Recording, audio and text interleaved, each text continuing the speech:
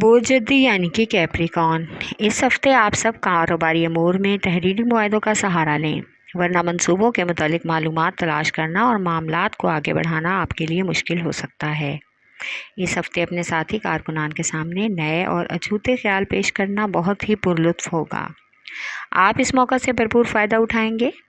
इस हफ्ते कुछ लोगों को जायदाद और ज़मीन का सौदा तय करने का भी इरादा करना पड़ सकता है। उनकी सोच के मुताबिक कीमत मिलने का भी इम्कान है।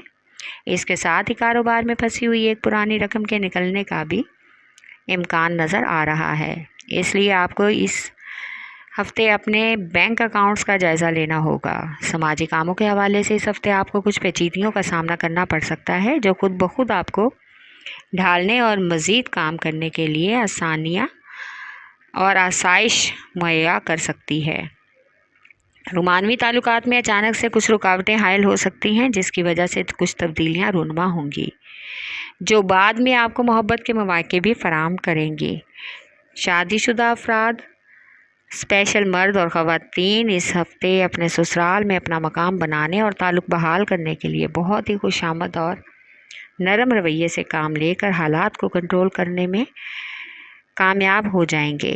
ख़ानदान के कुछ अहम और पेचीदा मसाइल को बहुत ही समझदारी से लेना होगा और उनका हल भी निकालना होगा।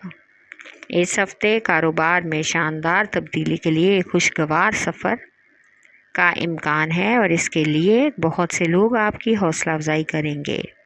आपकी मुलाकात कुछ पुराने दोस्तों से होगी और वो आपको अपने घर पर दावत देंगे, जिसको आप खुशी खुशी कबूल कर लेंगे। इस हफ्ते कुछ रिश्तेदारों को अपने ज़ाती मामलात में दखल अंदाजी करने से रोकना होगा।